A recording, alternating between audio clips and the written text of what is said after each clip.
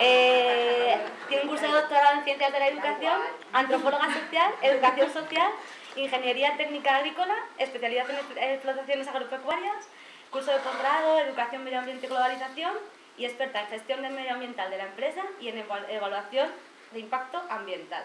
Y luego ha hecho un montón más de cosas, de charlas, o sea, las experiencias profesionales y activistas, todo eso no te las voy a leer, ¿verdad? Ya está. Ya con esa presentación. Muchísimas gracias, Irina.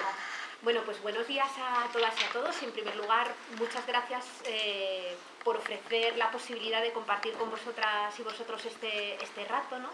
Y lo que vamos a hacer en este ratito va a ser compartir algunas reflexiones que están, por supuesto, sometidas a debate, ¿no?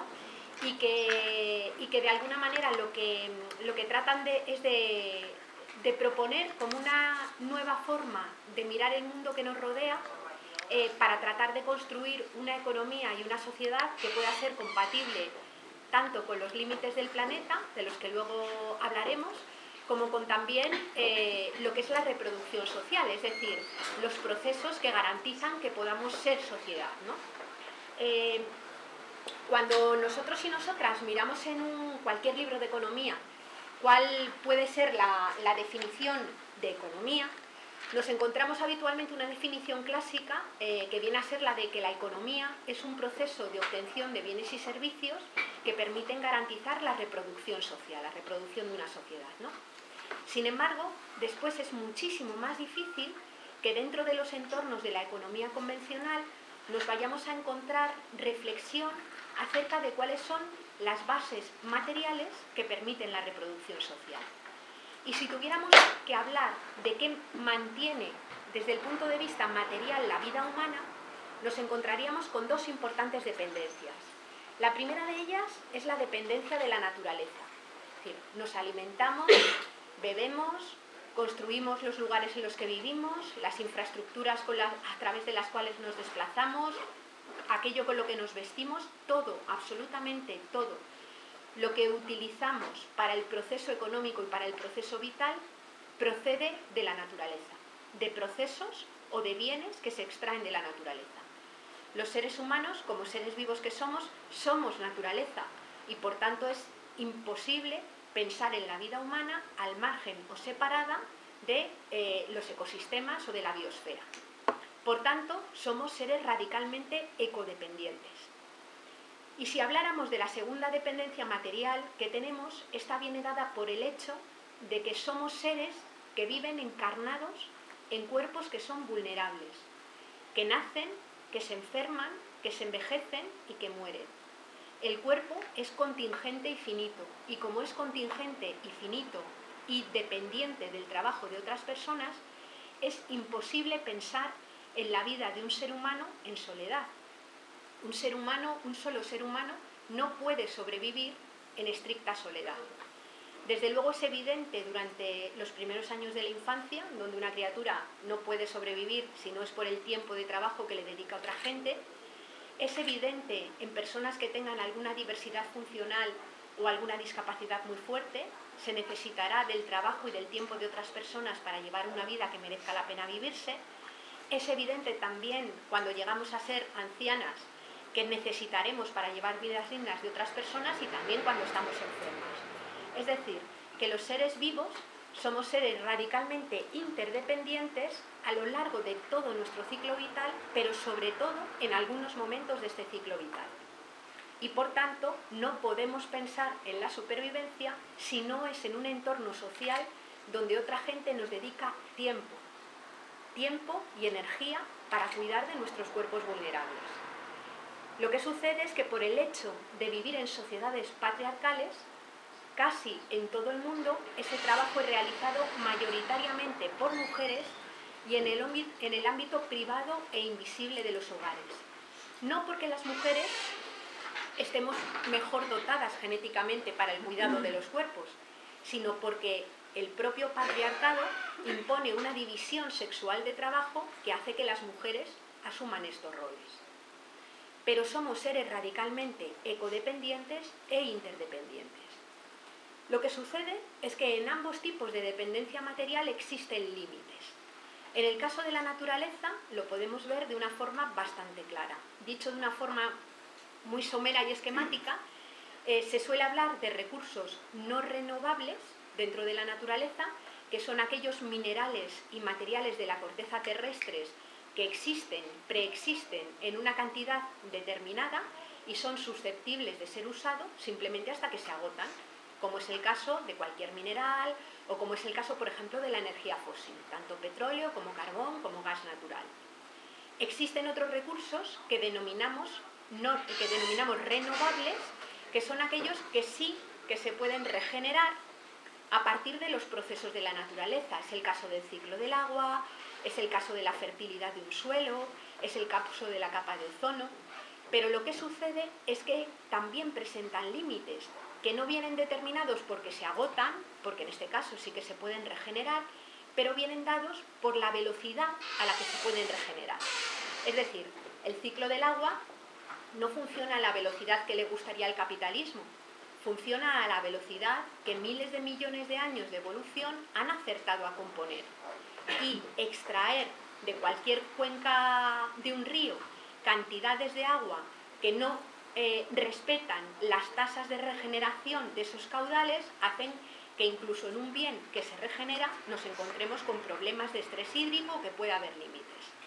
Y el tercer límite físico lo marcan lo que se denominan sumideros del planeta.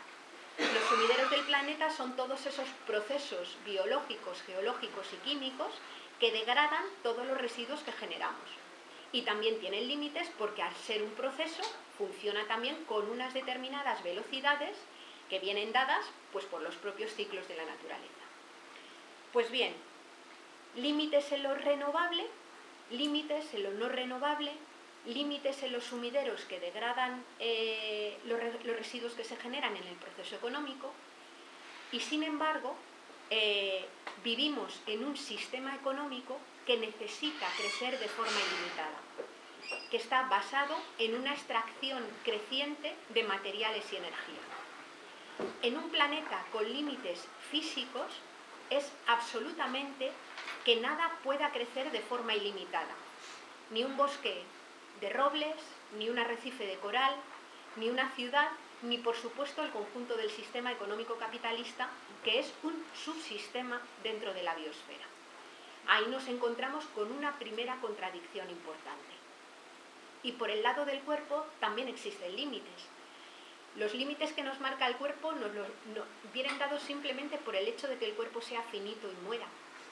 Sin embargo, el capitalismo trata al cuerpo como si fuera una mercancía que tiene que estar permanentemente nueva y flamante.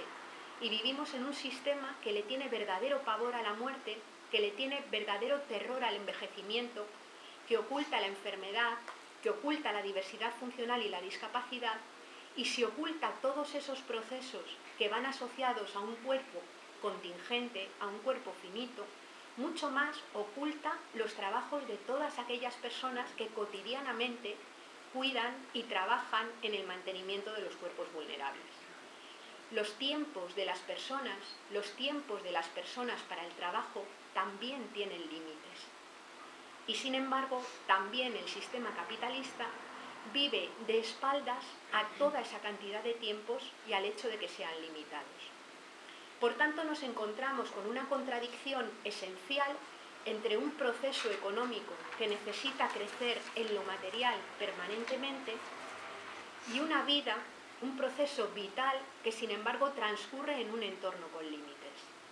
Por eso podría llegar a decirse que el capitalismo, como proceso económico y como forma de organización socioeconómica, se opone esencialmente al conjunto de la vida y en concreto también al de la vida humana. Son procesos radicalmente antagónicos en su forma de trabajar.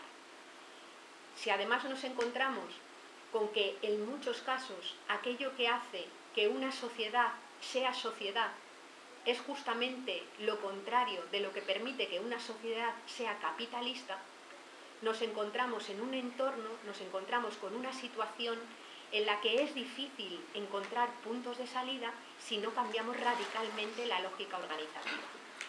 Voy a hacer un pequeño paréntesis para compartir con vosotras algunas algunas ideas de por qué estructuralmente, desde el punto de vista teórico, la economía capitalista nos ha llevado a esta situación sin que hubiera podido llevarnos a otra diferente. Es decir, la lógica de la ciencia económica que sostiene el capitalismo, que es el paradigma denominado de la economía neoclásica, tiene una serie de supuestos que cuando nacen, cuando se extienden al conjunto de la sociedad, nos llevan a esta situación en la que estamos ahora. Y vamos a tratar, va a ser muy rapidito porque no puede ser de otra manera, pero de compartirlos un poco, ¿no? La ciencia económica capitalista, es decir, el paradigma neoclásico, nace aproximadamente en el siglo XIX y se extiende sobre todo a comienzos del siglo XX, teóricamente, ¿no? El primer postulado que cambia radicalmente la concepción económica anterior que tiene la economía neoclásica es la idea de que el valor es todo aquello que puede ser expresado en precio. Es decir, es la reducción de la noción de valor a la idea de precio. Anteriormente, valor tenía todo aquello que satisfacía necesidades. En el capitalismo, valor es aquello que puede ser expresado en términos monetarios. Y aquello que no puede ser expresado en términos monetarios simplemente no forma parte del campo de análisis económico. Claro, ¿cuánto vale la polinización? ¿Qué precio tiene el ciclo del agua? ¿Cuánto cuesta una vejez que merezca la pena vivirse? ¿Cuánto vale la capa de ozono? ¿Cuánto vale la descomposición de la materia orgánica en un suelo? Todos esos procesos son procesos que no pueden ser valorados en términos económicos, no pueden ser expresados en euros y, sin embargo, son procesos absolutamente imprescindibles para que pueda existir la vida, para que se pueda reproducir la sociedad y el conjunto de la vida. Pero no tienen precio. Como no tienen precio, desaparecen, son invisibles al proceso económico. No se cuenta ni con sus aportaciones, ni tampoco el proceso económico es capaz de valorar o de entender, ni siquiera de ver su destrucción, aunque sean imprescindibles. El hecho de considerar de esta manera el valor ha tenido una repercusión clara, por ejemplo, en el conjunto de indicadores que solemos manejar dentro de la economía capitalista. El Producto Interior Bruto, por ejemplo, es un indicador sintético que de alguna manera en casi todo el mundo mide la salud de una economía. Los gobernantes, los políticos y tal dan saltos de alegría cada vez que sube el Producto Interior Bruto, y cuando el Producto Interior Bruto baja se dice que estamos en recesión o que nos encontramos en un momento económicamente complejo como es el actual, una auténtica crisis de destrucción, digamos, de valor entendido como valor monetario. Claro, si pensamos en cómo se compone o cómo crece el Producto Interior Bruto y pensamos que el Producto Interior Bruto son solamente agregados monetarios que van creciendo o decreciendo según se producen intercambios en los que media el dinero, pues nos damos cuenta de que hay muchos elementos que no suman en el Producto Interior Bruto. Pero no solamente eso, ya lo grave no es que haya cosas que no sumen en el Producto Interior Bruto, el problema gordo nos lo encontramos cuando la destrucción empieza a sumar como riqueza dentro del Producto Interior Bruto. Por ejemplo, en la salud, estar sanos y sanas no suma en ningún indicador de riqueza, pero la enfermedad suma enormemente, porque el negocio de la industria farmacéutica no es que la gente esté sana, sino que la gente compre medicamentos. Lo que hace crecer la economía es que la gente compre medicamentos. La paz, entendida simplemente como ausencia de conflicto bélico, no suma en el Producto Interior Bruto, pero la guerra suma mucho como riqueza, porque es un enorme negocio. Un río contaminado vale más económicamente que un río limpio, porque hay que pagar para descontaminarlo. Había un economista clásico, del paradigma anterior al de esta economía neoclásica que os comentaba, que gastaba una broma,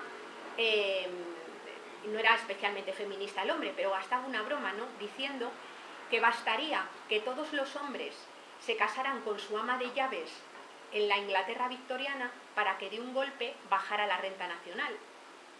porque de repente aquello que afloraba en la economía vía salario del ama de llaves, la esposa pasaría a hacerlo gratis. El trabajo y la satisfacción, digamos, y las tareas serían las mismas, pero ya no aflorarían dentro del marco económico porque ya no serían contabilizadas. Es decir, el gran problema de reducir el concepto de valor al precio es que desaparecen un montón de factores esenciales del campo de análisis económico y además corremos el riesgo de empezar a sumar la propia destrucción de lo natural y de los procesos comunitarios como si fuera riqueza. Un segundo elemento que plantea la economía neoclásica es lo que se llama la teoría de la sustituibilidad. Es decir, la economía neoclásica dice que tierra y trabajo, es decir, naturaleza y las personas, son siempre sustituibles por capital. Y claro, durante mucho tiempo, y sobre todo en los países del centro, se ha podido alimentar de una forma clara esa idea.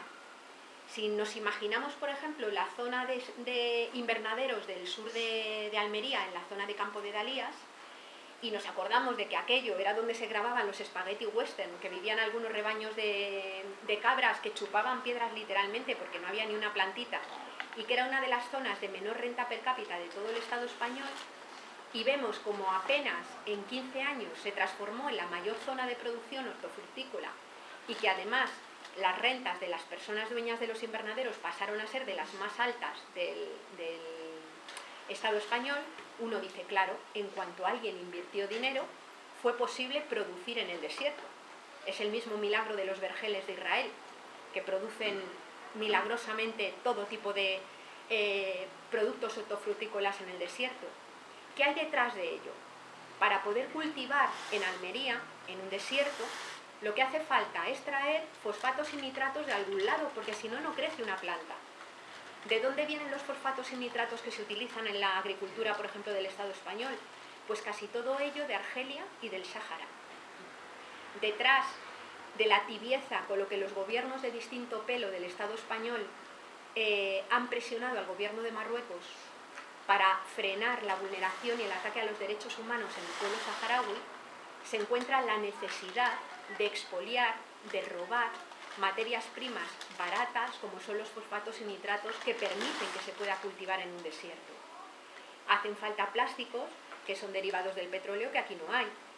Hace falta agua, que no existía allí y que primero se extrajo de los acuíferos, hasta que estos acuíferos directamente se han salinizado porque ha entrado el agua del mar dentro de los huecos que iban dejando estos pozos, ¿no? Y hace falta una mano de obra esclava, y digo semiesclava porque algo se les paga. Es decir, las personas que hoy están trabajando dentro de los invernaderos son personas migrantes, personas sin papeles, personas a las que se les niega cualquier tipo de derecho social, económico o político. Es decir, que no es que se pueda comprar con capital, tierra y trabajo, es que lo que se utiliza viene de otro lado. Los materiales finitos que hacen falta utilizar dentro del proceso económico, cuando no están dentro de las fronteras del territorio nacional, lo que se hace es traerlo de otros lugares baratos, y comprar también mano de obra que viene de otros lugares. Tierra y trabajo no son sustituibles por capital. La tierra y el trabajo son absolutamente imprescindibles para sostener el conjunto de la vida y son finitos. El tercer elemento que quería plantear que cambia es el propio concepto de producción. Anteriormente al nacimiento de la economía del sostén teórico del capitalismo, la producción era aquello que se obtenía para satisfacer necesidades.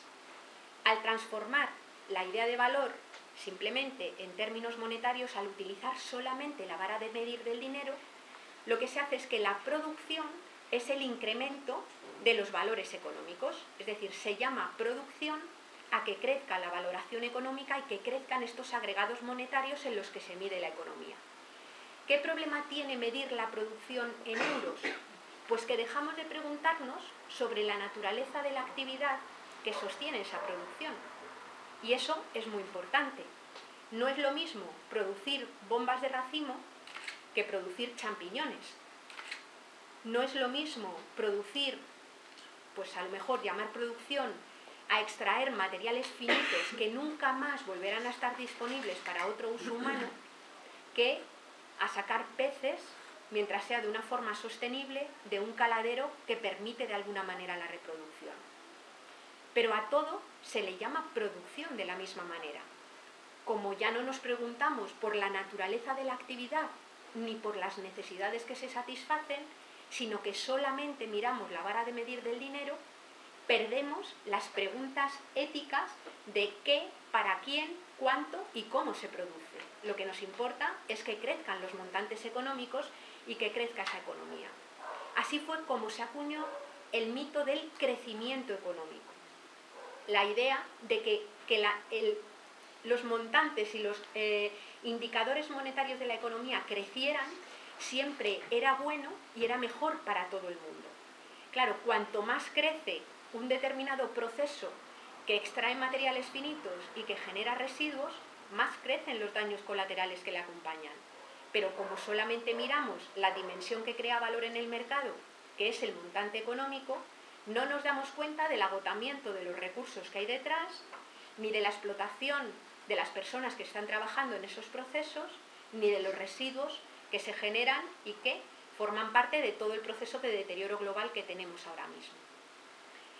Acompañando a estas nociones, ¿vais bien? Si me aturullo, sí. Bueno, me paráis inmediatamente, ¿vale?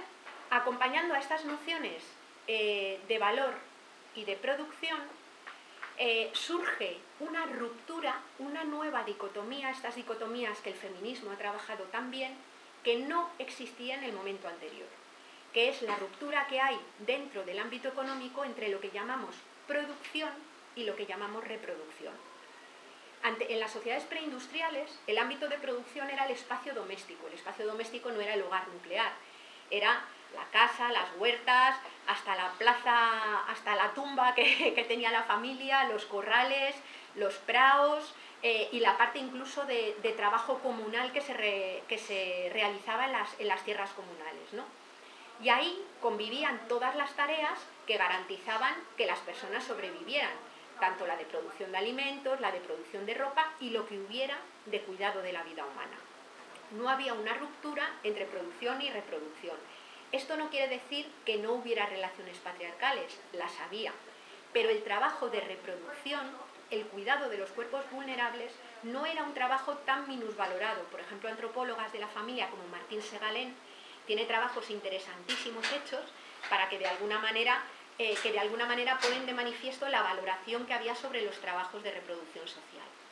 Bueno, pues cuando la producción pasa a ser estrictamente lo que se mide en términos monetarios, se produce ahí una dicotomía y pasa a ser denominado entorno productivo solamente aquel espacio de la producción mercantil. Mientras que el otro entorno, el que cuida del mantenimiento cotidiano de la vida, pasa a ser sus labores, no trabajo, pasa ni siquiera a ser nombrado, pasa a separarse completamente, ¿no? Karl Polanyi, que yo creo que es un antropólogo al que debiéramos volver en este momento justamente ahora a leer muchísimo, habla de que el capitalismo lo que hace es provocar una especie de vivisección social, es como cortar en vivo un trozo de la vida, que es el de la producción mercantil, como si supuestamente estuviera separado de todo lo anterior. Y se pasa a denominar trabajo solamente al que se realiza en esa esfera de la producción mercantil. Lo otro, lo que se realiza en el ámbito del hogar, pasa a ser considerado como no trabajo, se habla de población inactiva y pasa a ser directamente invisibilizado. Y es solamente el trabajo que se realiza en la esfera mercantil el que empieza a dar derechos de ciudadanía, derechos políticos y derechos sociales. Es decir, solamente te otorga derechos políticos y derechos como ciudadana el estar vinculado a través del salario a ese espacio de producción mercantil. El resto de la población que no accede al salario directamente no tiene per se, como persona, esos derechos. Los tiene vinculados a que ese modelo de hombre ganador del pan comparta parte de los beneficios que obtiene del proceso mercantil. Esto, imaginad, o sea, es un cambio social absolutamente tremendo. Es el paso a que la naturaleza y las personas se conviertan en mercancías. La mercancía, según la concepción clásica marxista, es aquello que se produce para ser comprado o vendido. Pero ni la naturaleza ni las personas son producidas para ser compradas o vendidas. Pero el sistema económico capitalista, teóricamente, las convierte en una mercancía. Y crea todo un entorno de vacío que deja de tener nombre, que deja de tener papel, que deja de tener posibilidad de actuar y de representarse, de representar a la sociedad en términos como persona, no a través del salario que recibe otro, ¿no?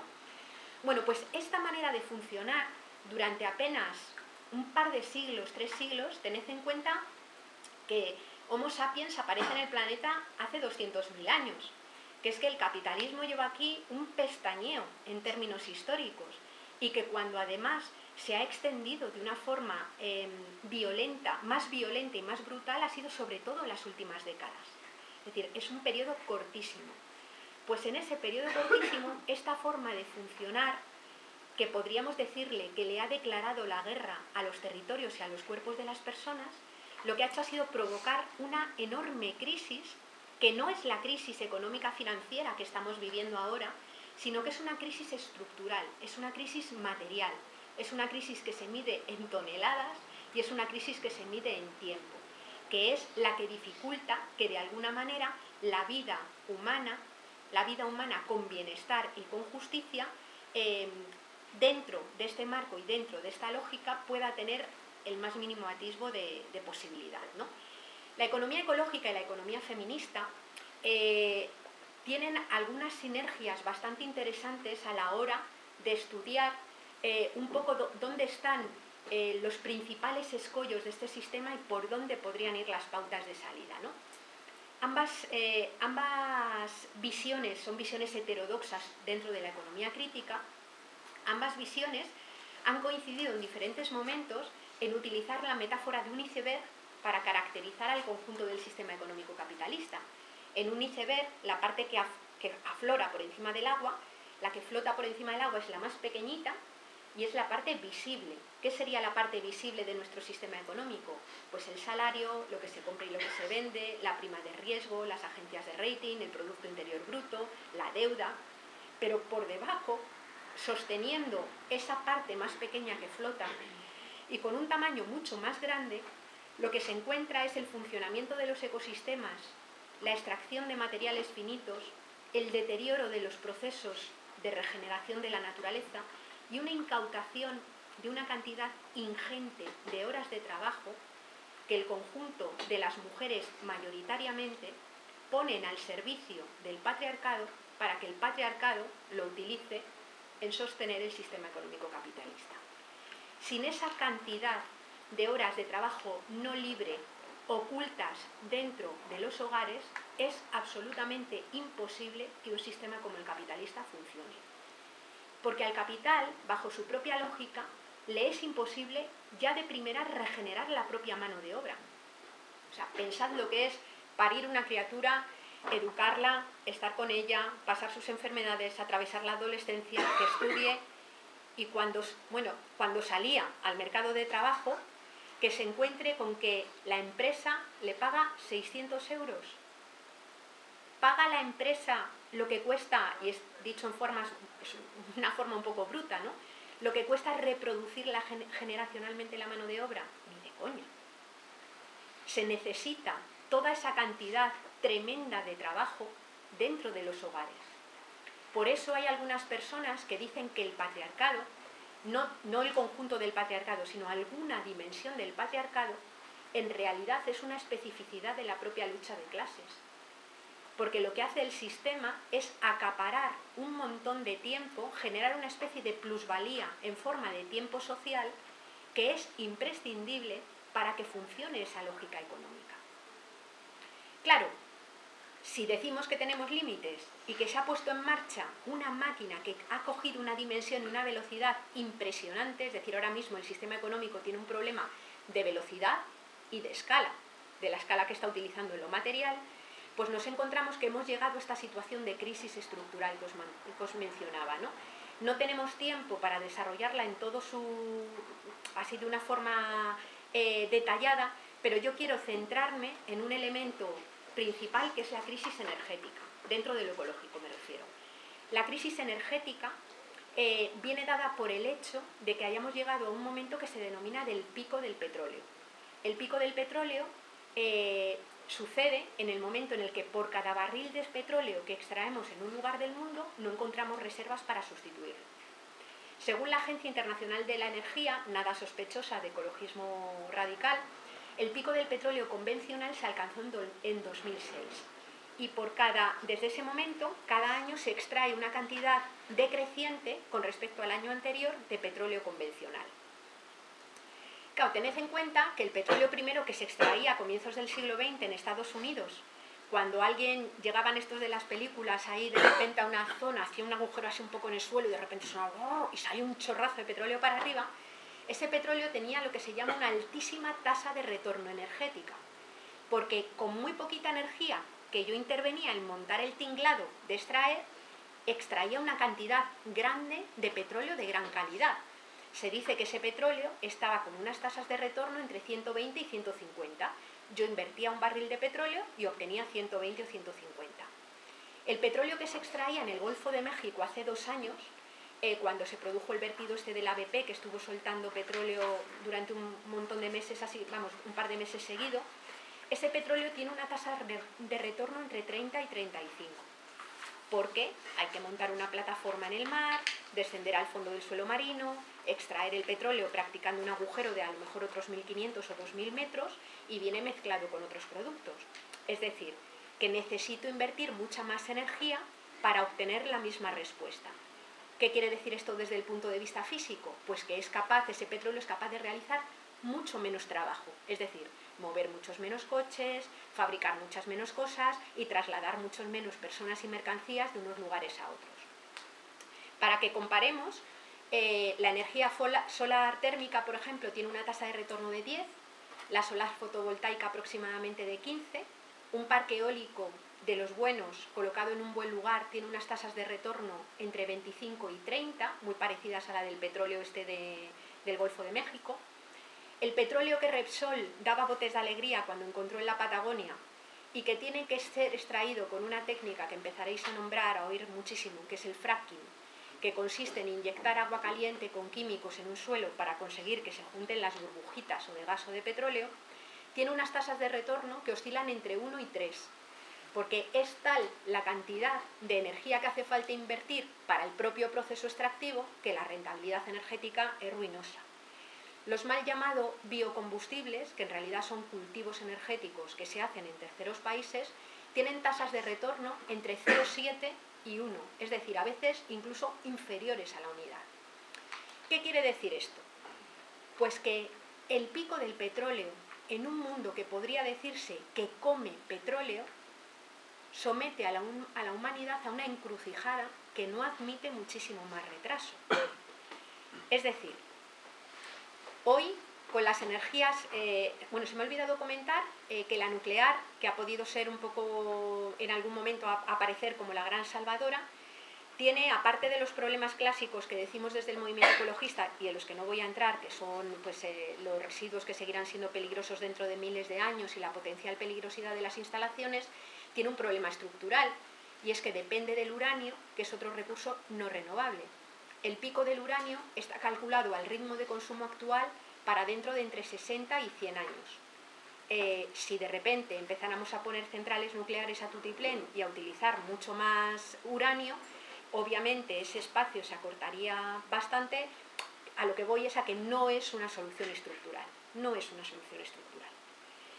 Claro, imaginemos una ciudad como Madrid, en donde no se produce nada que sirva para estar vivo. Ni alimentación, el agua tiene que venir de fuera. Todo, absolutamente todo lo que utilizamos para mantener nuestros cuerpos vivos viene de fuera. Ese es el caso de casi todas las grandes urbes. Esto solo se sostiene si hay energía fósil barata, solo. Por tanto, el declive de la energía fósil barata y los límites del planeta, que os he hablado del petróleo, pero ya se extiende a otros cuantos materiales, obliga a que los seres humanos transitemos hacia un modelo muchísimo menos consumidor en energía y materiales lo antes posible. Porque además, en estos espacios que compartimos nosotros y nosotras, pensamos en que hay 7.000 millones de personas en el planeta y queremos que todas accedan a los mínimos necesarios para estar vivas. ¿Pueden las energías renovables y limpias dar satisfacción a las necesidades humanas? Sí, pero a un ritmo de consumo radicalmente inferior al que tenemos ahora. Y radicalmente inferior, obviamente, en aquellos lugares en los que se sobreconsume. No vamos a decir radicalmente inferior en las poblaciones de Somalia. Por tanto, el decrecimiento de la esfera material de la economía, es decir, el decrecimiento en la extracción de materiales y en la generación de residuos, no es una opción, no es algo que podamos escoger, no es una nueva apuesta ética y económica vital, es un imperativo que va a suceder sí o sí. Y hay dos formas de que suceda. Una es la ecofascista, es decir, que aquellos sectores, núcleos y personas y poderes que tienen poder económico y militar sigan sosteniendo su estilo de vida tal y como lo quieren, a costa de que cada vez más gente vaya quedando excluida de los accesos a los mínimos, o una vía planificada, justa, organizada, que nos permita reconstruir el conjunto del modelo económico, aprendiendo a vivir bien, con muchísimo menos material y con muchísimo menos energía. Ojo, que hay posibilidad de aumentar en un montón de cosas. Digamos que el sexo, los besos, los abrazos, los bienes relacionales, todo lo que queramos, que no es ningún problema, ¿no? Pero en la parte material de economía sí que tiene que decrecer de una forma radical. En el ámbito, no voy a entrar porque no tengo tiempo en el tema del cambio global y del cambio climático, pero es un tema que está muy relacionado con este agotamiento y con este exceso. En el plano social, quería hablar de lo que se ha dado en llamar la crisis de reproducción social, o se llama también crisis de cuidados, ¿no? Que viene dada en el momento en el que en nuestras sociedades, las mujeres obviamente y con todo el derecho, damos un paso saliendo al único espacio en el que se nos reconoce como ciudadanas y como sujetos políticos, que es el que te otorga derechos sociales y económicos, que es el mundo del empleo remunerado.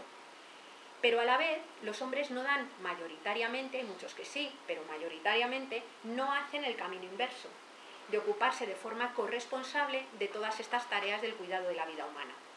Si además nos damos cuenta de que el modelo de ciudad ha cambiado muchísimo y que están muy alejadas los diferentes lugares en los que se desarrolla la vida humana, y me pilla lejos a veces el lugar donde trabajo del lugar a donde tengo que ir a cuidar a mi madre, o del lugar en donde se desarrolla el ocio o donde vivo, hace falta más tiempo.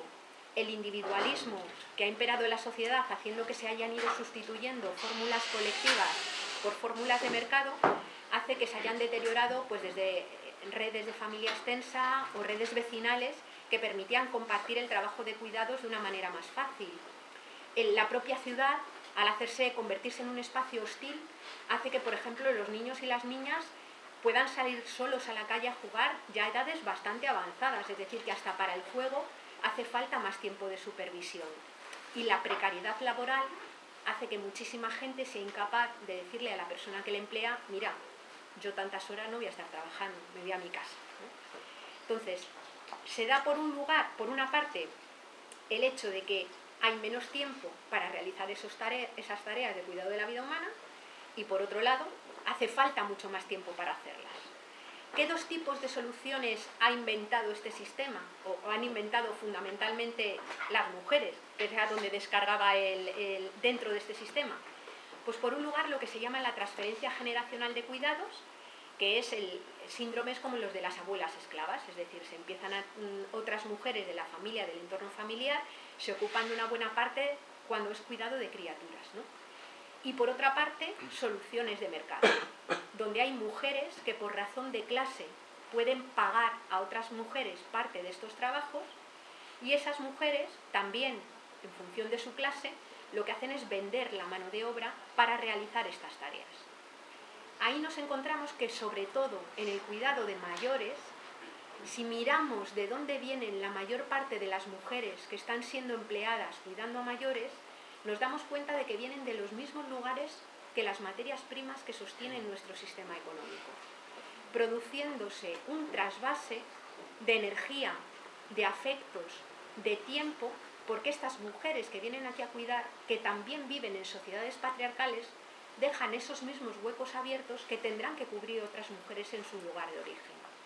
A esto es a lo que el feminismo denomina la cadena transnacional de cuidados, que es una cadena que sigue en manos femeninas y que ha generado hogares en nuestros países, en donde hay mujeres de otros de la periferia, de países de la periferia cuidando, hogares en los países de origen que son sostenidos en mucha medida por las remesas que envían las mujeres de aquí, pero que han dejado esos huecos descubiertos, y hogares transnacionales en donde hay mujeres aquí que son madres de criaturas que están al otro lado del charco y también tienen que seguir ocupándose de ellos.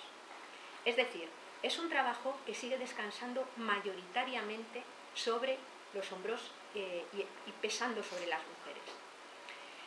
Ahora, cuando estamos viviendo esta crisis, ahora me refiero al colapso económico-financiero, a la explosión que por otro lado predecía tantísima gente desde hace décadas de esta economía de casino, nos damos cuenta más que nunca de que vivimos en un sistema que cuando crece devasta porque crece como un tumor a costa de otros territorios y de otros cuerpos. O sea, no nos olvidemos que la crisis que explota en 2007 es una crisis de exceso, es una crisis de escala brutal de la especulación, es una crisis de desmedida. Lo que ha fabricado 6 millones de personas paradas es la voracidad insaciable de energía, de materiales, de dinero, de espacio y de tiempo de gente, hasta unos niveles que han sido imposibles de sostener y que cuando han explotado se han llevado por delante a todo.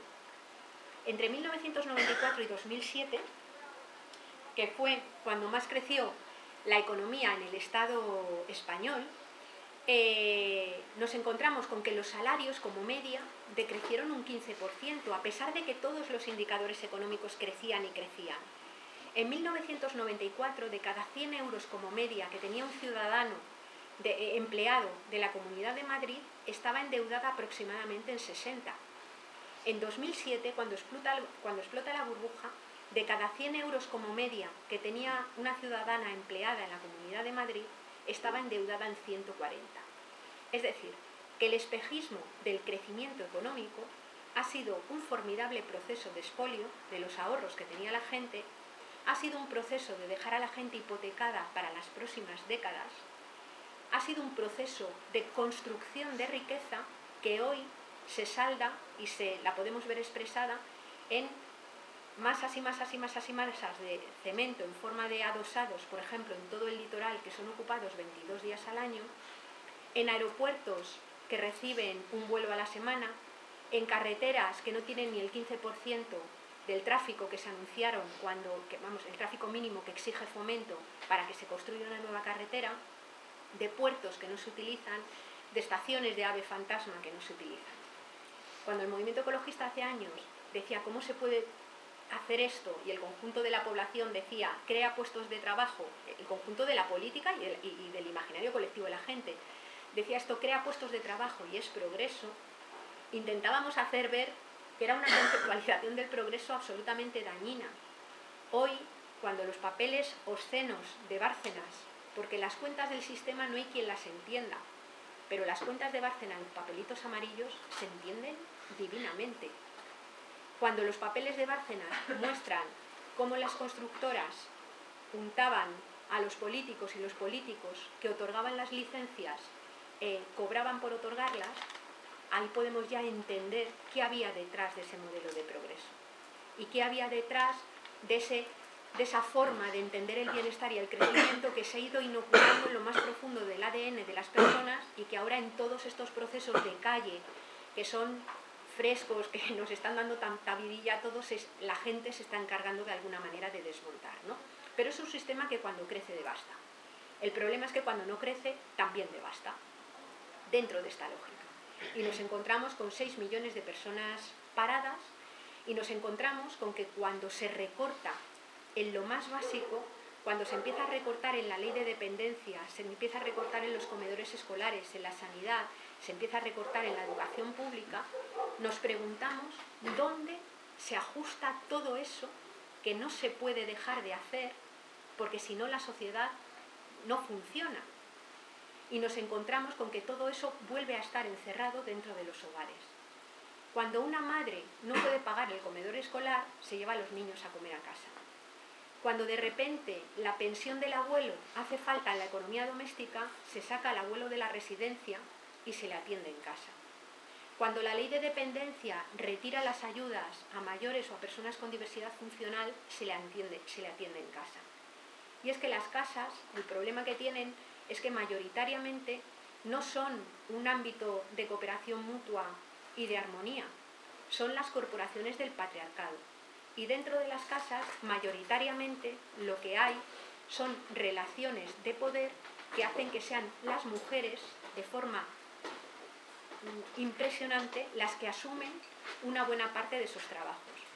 Y eso lo pone muy de manifiesto la encuesta de usos del tiempo, la que se hace en 2010, que ya había explotado la burbuja inmobiliaria en 2007, se ve de repente cómo empieza de alguna manera a aumentar el paro, que el paro que aumenta inicialmente es el masculino, y sin embargo en 2010 la encuesta del uso del tiempo refleja cómo con los maridos en casa las mujeres le meten más horas de trabajo a la tarea doméstica.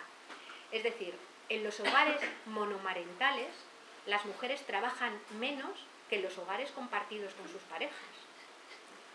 Cristina Carrasco, que es una economista, yo si alguna vez tenéis ocasión de tanto de escucharla como de leerla, es buenísima, lo dice de una forma que yo es que me meo de la risa, la verdad, por eso siempre lo digo, ¿no? Cristina Carrasco dice, parece que cuando un tío se queda parado es que se queda parado del todo. De alguna manera, lo que sucede es que, insisto, mayoritariamente, las encuestas reflejan que ese trabajo, Amaya suele decir, Amaya Pérez Orozco, que lo que sucede es que se colectivizan, se reparten entre todas las personas los riesgos para el capital, para que el capital vuelva a regenerar sus tasas de ganancia, mientras que lo que se hace es privatizar los riesgos para la vida. Por tanto, si en esta lógica ni cuando crece ni cuando decrece no va a ir bien, a las personas concretas, la única salida, a mi juicio, está en recomponer el conjunto del sistema social y económico con otra lógica totalmente distinta. Y ahí el ecofeminismo, la sinergia entre ecologismo y feminismo, plantea que se hagan 3 preguntas al sistema económico para poder reconducirlo. La primera sería cuáles son las necesidades que hay que satisfacer para todos y todas. Porque el capitalismo habla de demandas y solamente demanda quien es solvente para demandar. Pero tenemos necesidades todos y todas. La segunda pregunta sería cuáles son las producciones socialmente necesarias para satisfacer esas necesidades. Porque no todo lo que se produce es socialmente necesario. Hay cosas que se producen que son socialmente indeseables y que utilizan recursos que son absolutamente imprescindibles para reconvertir el sistema. Y la tercera pregunta sería entonces cuáles son los trabajos socialmente necesarios para realizar esas producciones que satisfagan necesidades. Y ahí tenemos también una importante reflexión a hacer. Hay muchísimas tareas que son absolutamente imprescindibles. Producir alimentos que no envenenen ni a las personas ni a las tierras. Producir carne o pescado que ni haga actos de terrorismo con el mundo animal, ni envenena a las personas y que sea sostenible en cantidad. Rehabilitar energéticamente todo este desastre de edificación que se ha hecho en los últimos años, que hace falta para estar dentro meterle un montón de calefacción o de aire acondicionado porque si no te mueres. La rehabilitación energética tiene estudios realizados de cuánta gente podría emplear. Establecer un modelo de transporte público que pudiera satisfacer las necesidades de la gente y que también es una vía de empleo impresionante. Todo lo que tiene que ver con el trabajo relacional y el trabajo de cuidados, que es una fuente constante de trabajo, una fuente de trabajo que ahora mismo no quiere hacer nadie porque está mal remunerado y está poco valorado. Pero si el trabajo de cuidados estuviera decentemente remunerado y fuera un trabajo socialmente bien valorado, los hombres también querrían hacerlo, seguro. Es decir, que hay una fuente, una cantidad ingente de tareas, de sectores que se podrían desarrollar en detrimento de otros que necesariamente tienen que decrecer y que los puestos de trabajo no pueden ser una excusa porque puede llegar un momento en el que la precariedad material, energética, sea tan grande que no tengamos ni siquiera materiales para reconvertir el conjunto del sistema. Es que hacen falta materiales para fabricar placas, para fabricar molinos, y no podemos gastar lo que queda en cosas que lo que hacen es profundizar más el agujero, ¿no? En ese sentido, yo lo que he aprendido, yo llegué a ser feminista por necesidad. O sea, yo era ecologista y de repente, cuando me faltaban una parte importante de los análisis para realizar, me encontré con que el feminismo, en todos los campos, en todos los ámbitos de reflexión, tenía respuestas absolutamente imprescindibles para darle la vuelta a lo que tenemos. En el urbanismo, en la economía, en la manera de entender el modelo de campo y el modelo de trabajo. En este momento sería totalmente imprescindible que en lugar de establecer políticas ligadas al dinero, establezcamos políticas ligadas al territorio, viendo cómo cambiar el modelo productivo, establecer circuitos cortos de comercialización, dar prioridad a los mercados locales, que si veis son cosas que intuitivamente todo el movimiento social está haciendo, cuando se crean cooperativas de consumo, cuando se crean redes de cuidados compartidos, cuando estamos tratando de poner en marcha comedores populares, cuando en el mercado de San Fernando se retoman los puestos que son de barrio, ¿no? Es decir, todo ese trabajo es el que están haciendo de una forma intuitiva los movimientos sociales y lo están haciendo a contracorriente. También haría falta políticas de tiempo, porque el trabajo no se puede medir solamente en función del salario. Hay un montón de trabajos que tienen que incorporarse a la noción de trabajo.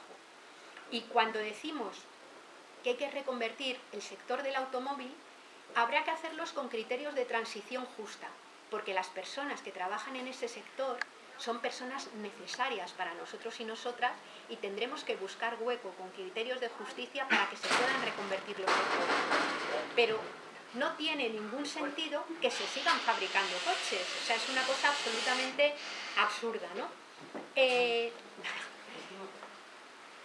Tenemos en todos los ámbitos, existen políticas propuestas desde todos los ámbitos de la economía crítica, pero en concreto desde la economía feminista y la economía ecológica, pero hay un tema que no se nos puede olvidar, y es la radical distribución de la riqueza.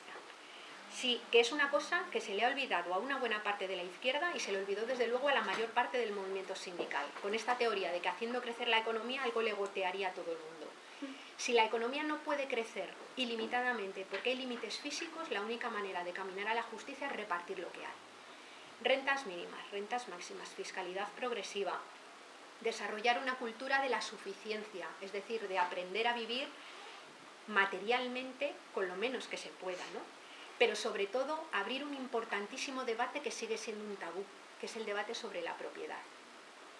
No hablo de la propiedad de la casa en la que vives, de la propiedad ligada al uso, hablo de la propiedad ligada a la acumulación. Podemos hablar todo lo que queramos de autosimplicidad voluntaria, pero hay gente que no quiere ser voluntariamente simple y son los que lo tienen todo, y a esos hay que quitárselo. Y habrá que buscar medidas políticas, medidas pacíficas que permitan de alguna manera obligar al reparto de la riqueza, ¿no? Insisto en que si os ponéis a bucear por ahí, en todos los ámbitos del conocimiento, en todos los campos de actividad, hay propuesta. No es verdad que no haya propuesta elaborada. Y de hecho, hay una gran cantidad de proyectos compartidos, comunes y autoorganizados que muestran que tienen un enorme valor porque son como la referencia de que es posible hacerlo, ¿no?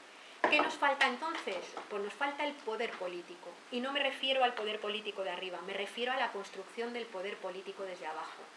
Yo creo que desde luego había movimientos sociales organizados desde mucho antes, creo que el 15M fue un revulsivo impresionante y creo que estamos en un momento en el que por donde mires hay gente organizada haciendo cosas muy importantes, ¿no?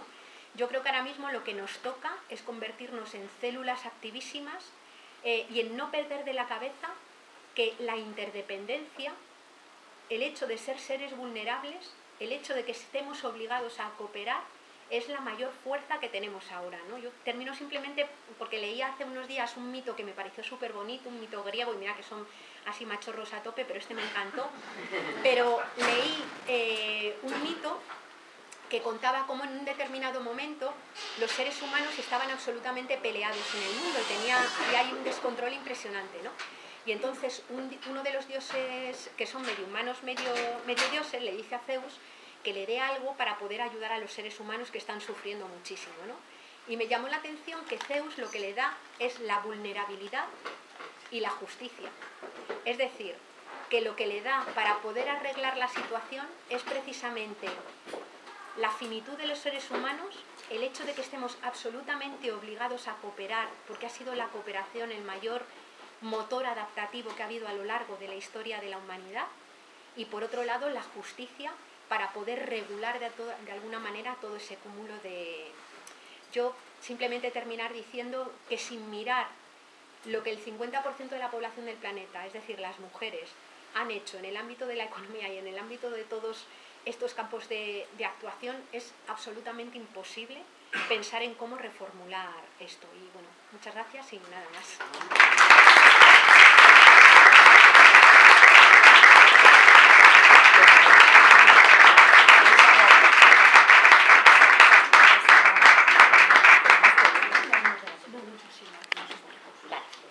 Pues, si os parece, abrimos un poquito de debate, María, como cuarto ya. Seguro. Y así le damos tiempo a cargar un poco el móvil, que no hay más bambus. Pues abrimos un debate cuarto de horita. Cojo turno de palabra. A ver. Vale. Sí, sí. Bueno, yo de ecofeminismo no sé nada. Es lo primero que... Pero algo sí he leído de decrecimiento. Quería saber si me podías contar un poco, vamos, muy por encima, las diferencias, porque te he escuchado cosas que ya había leído desde la teoría del decrecimiento. Y curiosamente, en uno de los pocos libros que he leído sobre decrecimiento, había una crítica que no consigo recordar nunca, que lanzaban contra el ecofeminismo como parcial, ¿no? Que el ecofeminismo es parcial y no soluciona la globalidad del problema. Sí. A ver, me imagino que la crítica que has leído contra el ecofeminismo, bueno, hay que decir de una forma muy rápida que ecofeminismo, igual que feminismos o que ecologismos, hay varios, ¿no? Que hay un ecofeminismo, dicho de una forma muy rápida, que se reconoce como esencialista, que lo que dice es que las mujeres, por el hecho de poder dar la vida a través de la maternidad y tal, están más cercanas esencialmente a la naturaleza. A mí este primer ecofeminismo me da bastantes sarpullidos, aunque respete a quien ¿no? Hay otro ecofeminismo que lo que plantea es que es la propia situación histórica de las mujeres la que les ha hecho estar como con la cabeza más puesta en la reproducción cotidiana y tal. Desde este punto de vista, ¿no? ¿Qué es lo que hacen algunos decrecimientos, que también hay varios, cuando critican el ecofeminismo, ¿no? Es sobre todo porque algunos decrecentistas tienen algunas posiciones que se denominan neomalthusianas, es decir, con todo el tema sobre todo del control de la natalidad. El feminismo ha sido muy crítico con muchas políticas de control de la natalidad, sobre todo las que se han ejercido sobre los pueblos del sur. O sea, se parte de la idea de que obviamente si nada puede crecer ilimitadamente en el planeta, la propia población humana tampoco puede aspirar a seguir multiplicándose a lo bestia, ¿no? Pero las formas de control de la natalidad que se han aplicado históricamente han sido formas siempre, muchas veces ocultas, y sobre todo de agresión al cuerpo de las mujeres. Por ejemplo, las esterilizaciones forzosas de Fujimori en Perú, pero no han sido las únicas. Por ejemplo, las políticas natalistas de un hijo en China, que han provocado que se produzcan pues montones de muertes, un aborto selectivo cuando la persona embarazada, o sea, cuando el feto es femenino, o incluso muertes de niñas en los primeros, con los desequilibrios sociales y económicos que son bastante interesantes que se producen con esa alteración, ¿no?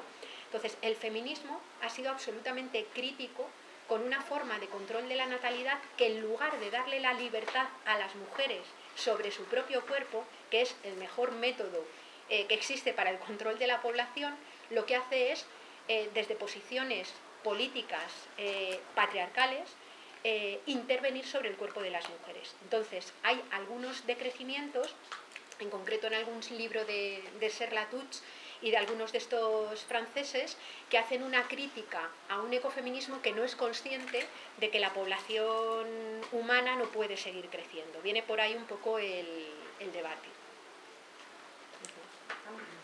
Yo la verdad es que lo que quería preguntar es relacionado con esto último que habías dicho, ¿qué opinión tenías sobre el crecimiento demográfico?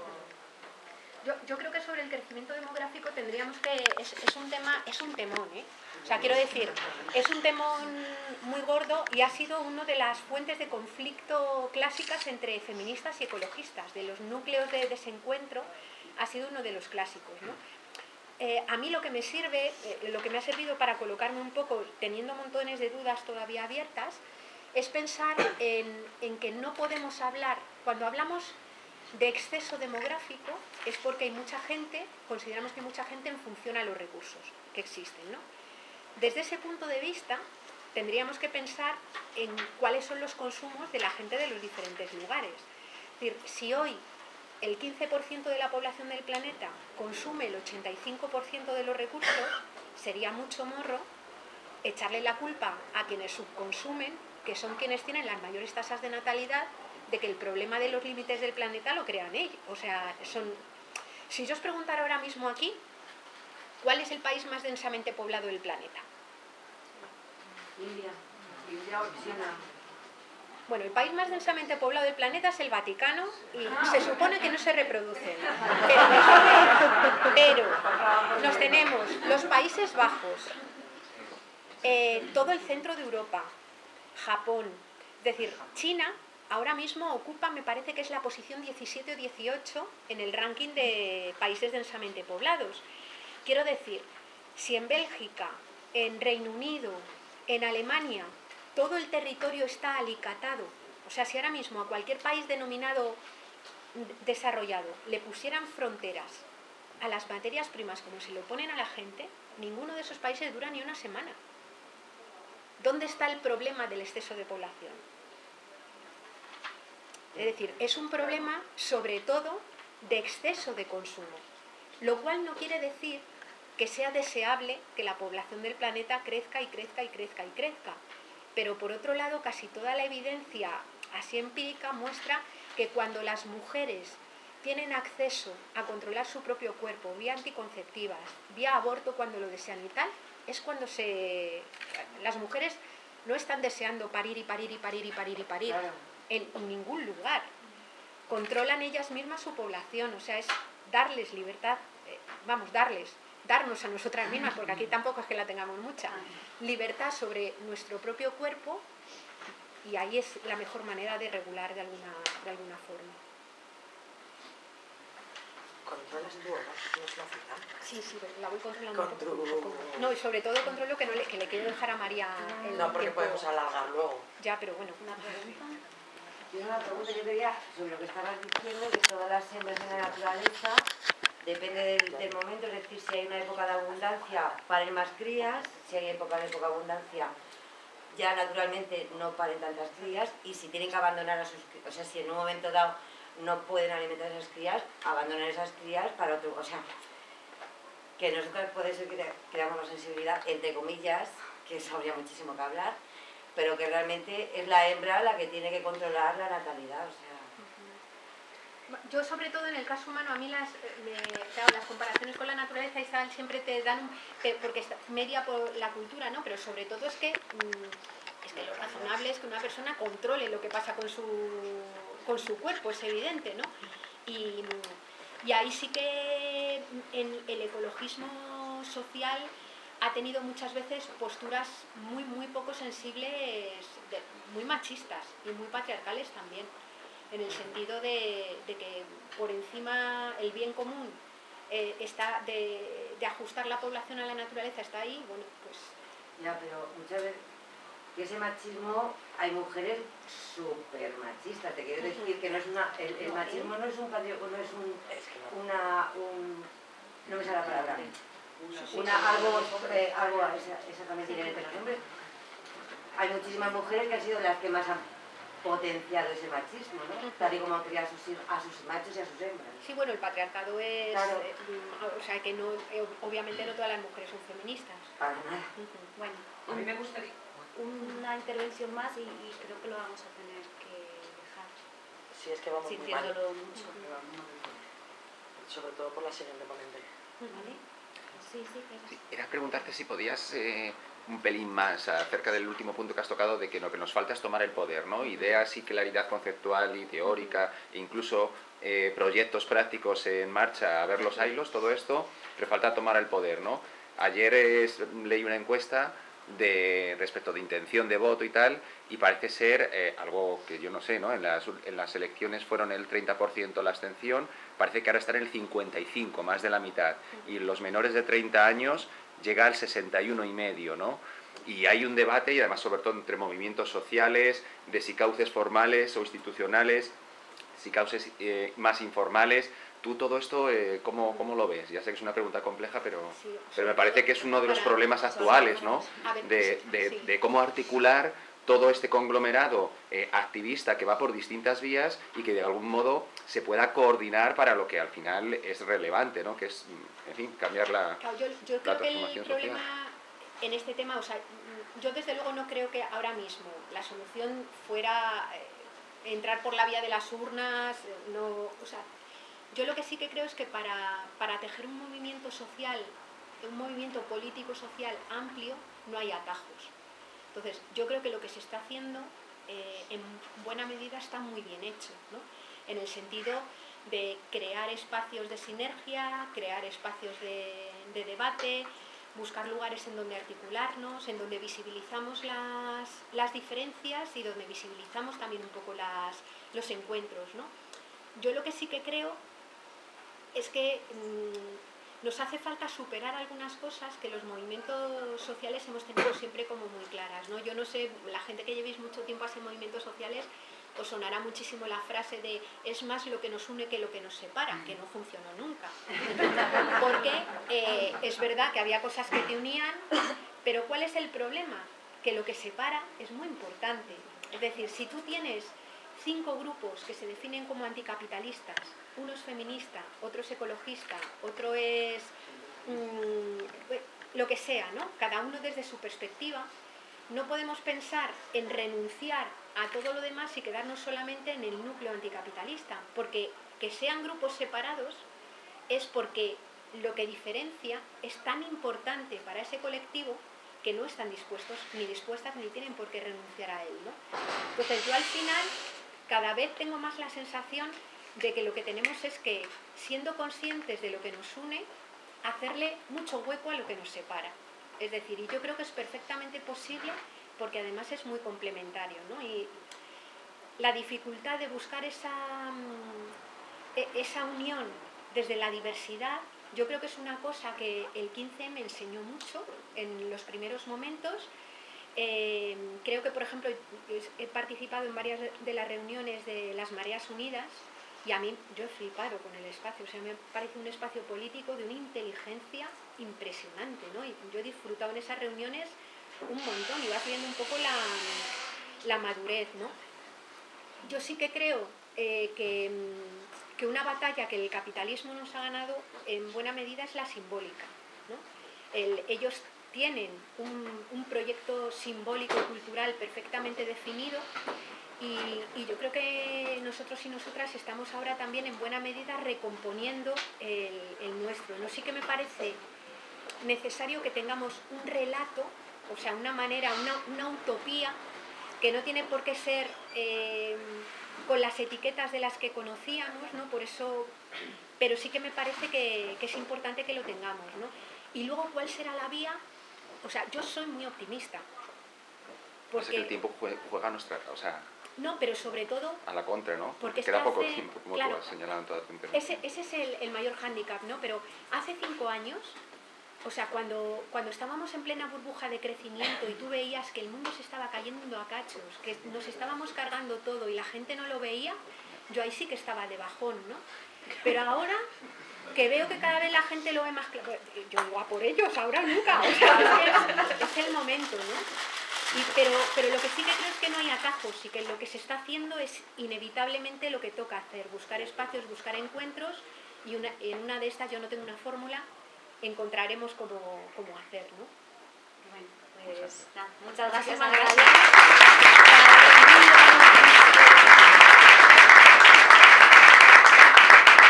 Y ahora, vale, vamos... Un segundo de recomposición. Toma, voy a despedir.